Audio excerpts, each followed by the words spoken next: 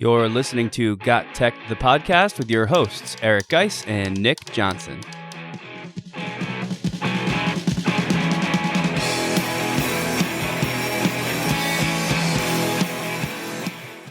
Welcome back to Got Tech, the podcast. In this episode, Geis and I sit down with the team from Whirly EDU, an edtech music service that is poised to change the game of music education. Check it out.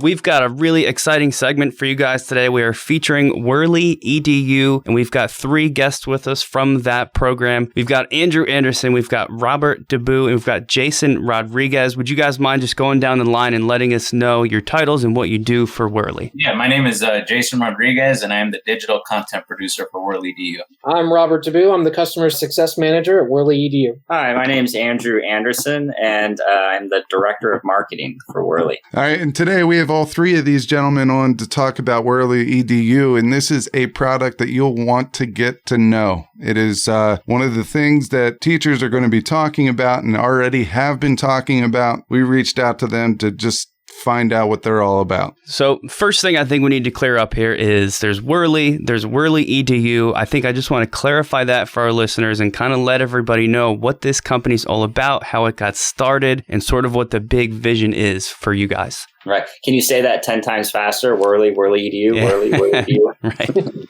Right. So Whirly is basically it's a music development company. We have a wide range of apps we've been working on for over the past 5 years. We've done apps for even TV shows like Lip Sync Battle. But Whirly started off as the brainchild of our CEO, Nadine Levitt. And she was touring around the country singing opera and singing with like Steven Tyler from Aerosmith and needed to cover a lot of popular content type songs.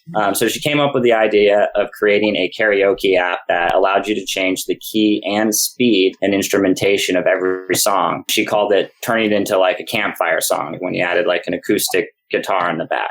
So when we launched that, we had a massive amount of downloads that seemed to stem from educators and music classes and students. And that gave us the idea of turning this into something that could be a safe place for kids to create and for teachers to be able to instruct, along with a content platform filled with over 5,000 songs licensed and over 700 lesson plans ranging from all the different types of music curriculums. So that's kind of like a quick 1-2 of how we started, how Whirly became, and how Whirly EDU became our next endeavor. Okay, that's super cool. You mentioned different lesson plans and sort of curriculum guides that teachers can access. I think that's kind of what's most important to educators today is they want these really cool tech things that sort of open up this whole new world of stuff you can do with your students. And it sounds like Whirly delivers that, but everybody is always concerned with time. How much investment am I going to have to put in to learn this and figure it out? And now do I have to redesign all new lesson plans? So it sounds like you guys kind of have some of that built in already. Could we talk about that a little bit? Sure. Yeah. So the product itself, it's 2-in-1. It's a teacher web portal and it's a student app. And the teacher web portal, it's designed to take as much of the planning and process stage off the teacher and give them something that's palatable and easy to assign for their students. One of the things that we are actively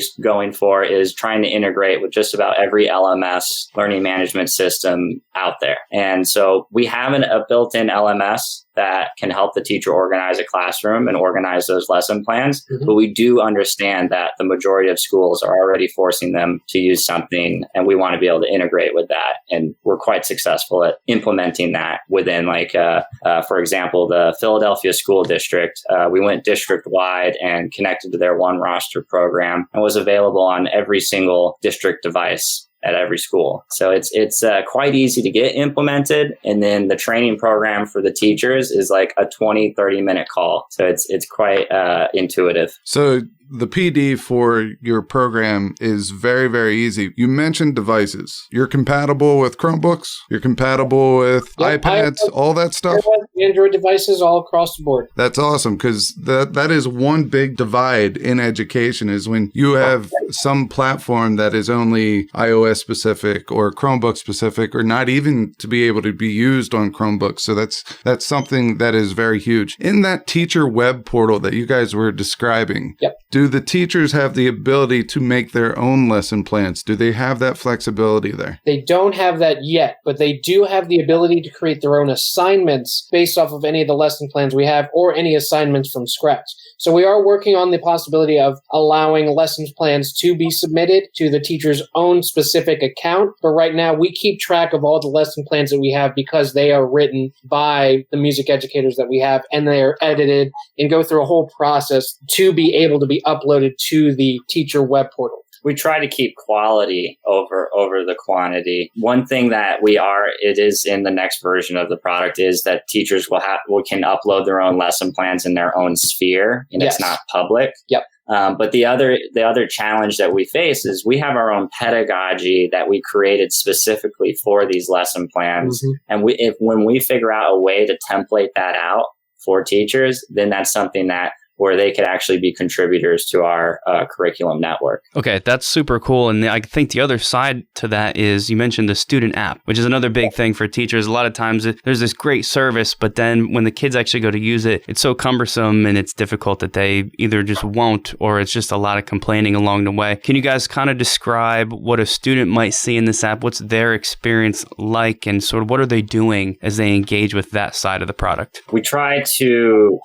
create the app in a way to where they already kind of know how to use it. It's like an Instagram, it's like a Facebook. So it's got that social network kind of vibe with creation tools. The students have no issue. What also is a concern, and not every school is one-to-one with devices, right? So what we have done is a lot of the abilities in the student app are available to the teacher to be able to emulate on a projector or a smart board within their classroom. And they can do it as a group setting. So that's something we've also worked through. And then in next launch, in this next version of the student app, there will be a web portal. So the student could potentially log in on any internet accessible device, including their home computer. Home computer. So basically what we're doing here is we're breaking down the walls of the classroom, and we're making music and this education within your music platform a 24-hour-a-day type of thing. I think this is super important because, you watch these big TV shows.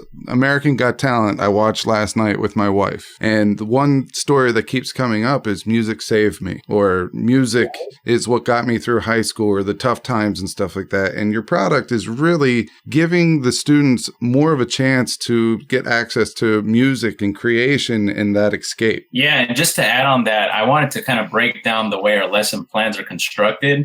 They're basically constructed starting with inspire, practice, record, and reflect. And I'm adding on to that because we like to start our lesson plans with inspire, like starting off with inspiring content, something that's contemporary, something that the students can relate to, Justin Bieber, Ariana Grande. And then from there, we go to practice, where the students will basically break up into small groups and practice the content. That way they're not singing things from the 1800s or, things that, traditionally music programs will have you look at. And then from there, you go to the recording, which students will record themselves, which then leads to the reflection process, where you could archive all of the videos that you've done, say a month, 2 months, 3 months, and look back and see how far you've come along with all of your recordings. So I like that you brought that up because it's super true. And I think that's one of the things we take pride of, is having relevant content and contemporary content that the students can relate to. A lot of times in music education and classes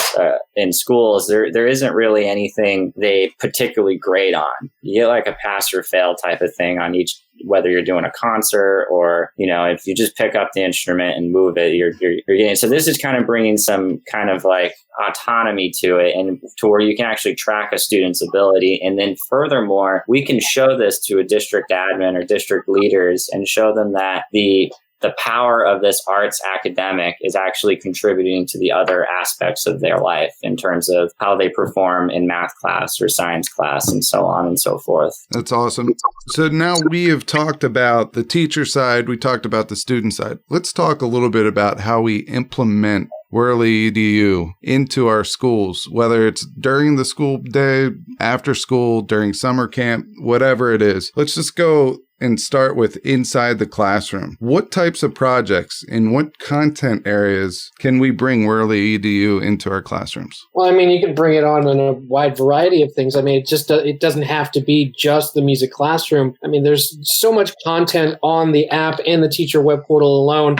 And again, the video submissions are perfect for this. We have not including the music catalog, we have blank tracks as well, freestyle tracks as well. So you're able to use this in many different ways from many different classrooms for many different projects, even from math to science to even literature as well. I mean, we have a story of a history teacher using it for, recording songs for Black History Month. So there's many different ways to use Whirly EDU, either whether it's just the teacher web portal or the teacher web portal and app together. So like I said, it is very versatile. So it's really cool and it's really fun. It's effective and it's easy to implement. Yeah, I know. I was just looking around your website a little bit before we started this conversation today, and you guys have a lot of sample lesson plans posted there. Mm-hmm. You just mentioned the recording songs for Black History Month thing. I think a lot of the teachers out there, whether it's a content area specific or even just a music specific thing, could you guys maybe walk us through,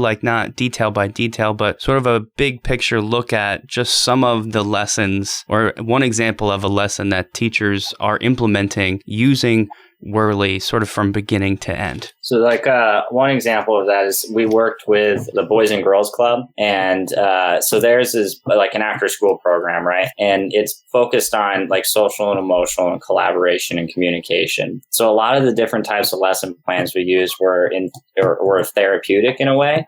So a lot of them were, what's your theme song? Create a dance move for this song. Listen to this song by Moana and break up the different elements of emotions that she's feeling. So that's kind of an example of what it would be in a therapeutic kind of style. And then from a general music or modern band type of teaching, it actually tells you the way to hold your instrument, your stage presence while you're performing, vocal exercises for when you're getting ready, or how to beat pre-show nerves or jitters. And then in general music, the actual basics of what's a beat, how do you create a beat, how do you start creating, mapping out chords, or how do you start playing the piano or ukulele or guitar.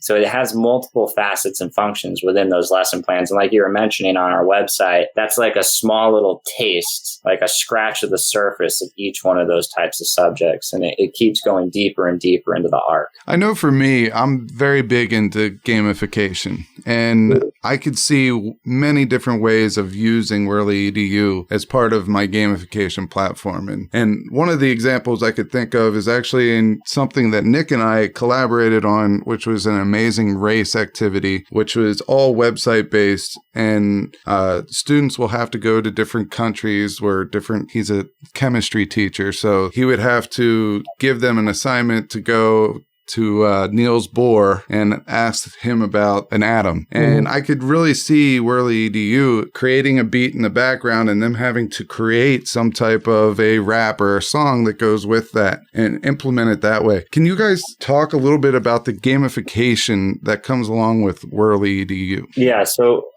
we have 3 games right now, actual games, aside from gamification. We have 3 games. One of them is a scales game, so they can sing the different scales in practice and then actually get feedback of whether they're hitting it correctly automatically. And then we have a rhythm call and response, which tests their rhythm skills and advances them through levels. And as they pass with sufficient accuracy and timing, then they can go to the next level. And it's kind of like a visual reward, or like a personal type of beat the lead kind of thing. And then we have a melodic call and response, which is like the scales, but it gives you a random melody and you have to follow it. And then again, it tracks accuracy and timing. But as far as gamification, that comes more involved with our modular learning program that we basically use for like summer camps and after schools. So it's a 6 weeks program of different types of lesson plans that have specific assignments that are loaded into the student app prior.